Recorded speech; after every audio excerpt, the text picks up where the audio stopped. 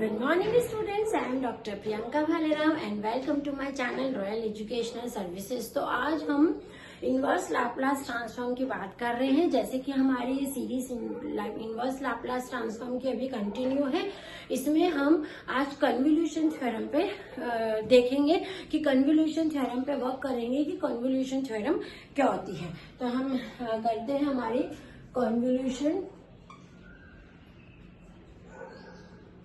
Theorem. ठीक है, convolution theorem की हम बात करते हैं तो हमारे पास इसमें दो फंक्शन है, एफ ऑफ टी और जी ऑफ टी। तो हम लिखते हैं let F of T and G of T be two functions of class A, then the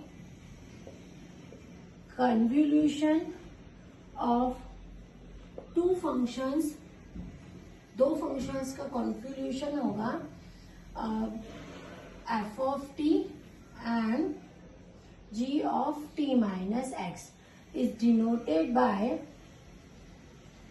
क्या थ्योरम होगी हमारी ये, डिनोटेड बाय, यही लिख देते हैं f star t, f convolution t equals to integral 0 से t f of x g of t minus x dx, है ना। तो ये आपका कन्वोल्यूशन थ्योरम का पूरा स्टेटमेंट है। आपको दो function f of g, f of t और g ऑफ t दे के रखे रहेंगे। आपको क्या आपको उसमें फॉर्म लगाना है कि यहाँ g वाला जो फंक्शन है उसमें से t माइनस एक्स होता है और कन्वोल्यूशन को डिनोट स्टार से करते हैं कि f कन्वोल्यूशन g, दोनों फंक्शन का कन्वोल्यूशन है ना। तो f convolution g equals to integral 0 से t f of x g of t minus x dx।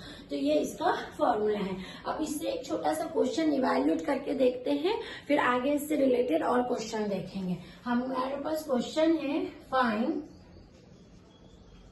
Value of 1 star sine 80, है ना। अब तो आप यहाँ पर देख रहे हैं 1 कन्वोल्यूशन, स्टार का मतलब होता है कन्वोल्यूशन। जब भी किसी क्वेश्चन में दो फंक्शन के बीच में स्टार आता है तो आपको ध्यान रखना है कि वो स्टार है कन्वोल्यूशन का, मतलब आपको जो अप्लाई करनी है वो कन्वोल्यूशन थ्योरम है। तो यहाँ देके रखा है 1 स्टार साइन ऑफ 80, यानी साइन 80 यानी 1 और साइन 80 जो है आपके दो फंक्शन है। तो हम इसका सॉल्यूशन लिखेंगे। पहले तो हम फंक्शन लिखेंगे let f of t equals to 1 and g of t equals to sine 80, है ना।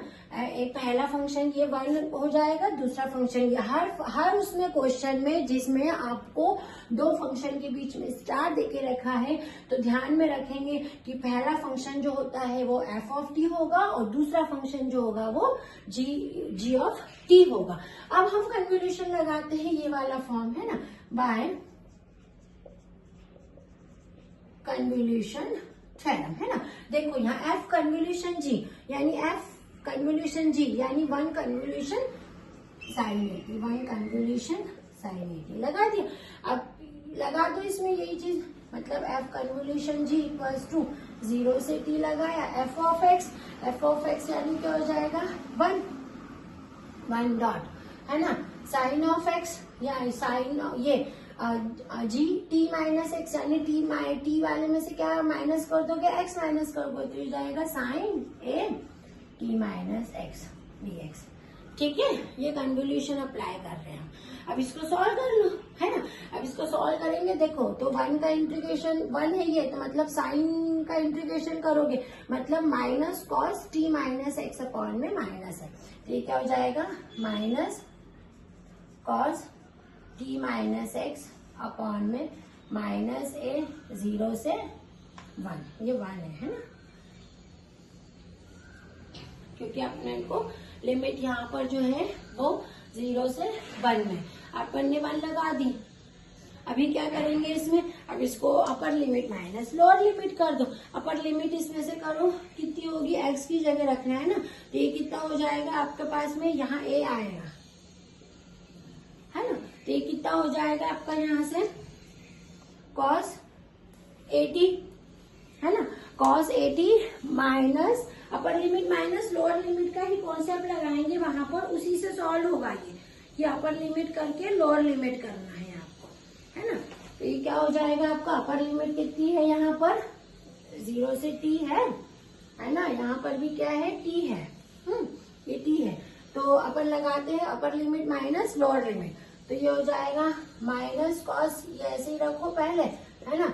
ये a t माइनस टी, तो ये तो 0 हो गया, है ना। Upper limit minus lower limit, अब माइनस माइनस माइनस प्लस, है ना। अब यहाँ पर 0 रख दो इसकी, तो ये क्या हो जाएगा कॉस a t अपॉन में a,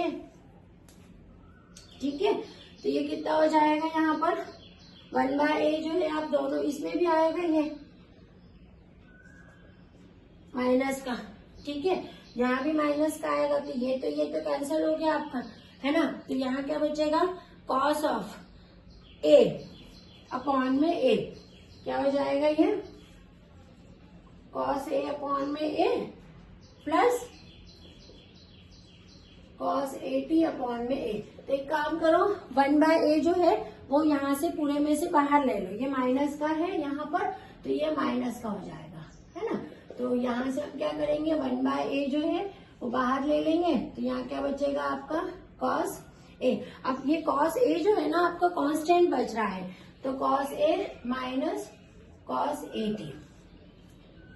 तो अपन ने क्या करा है पूरा उसमें से कॉमन ले लिया, तो ये हो गया आपका 1/a इंटू कॉस a जो है आपका, देखो यहाँ पर आपने अपर लिमिट रखी ना, सॉरी ये यहाँ से t माइनस टी कर रहे हैं ना, तो 0 हो रहा है, तो ये चीज पूरी 0 हो जाएगी आपके।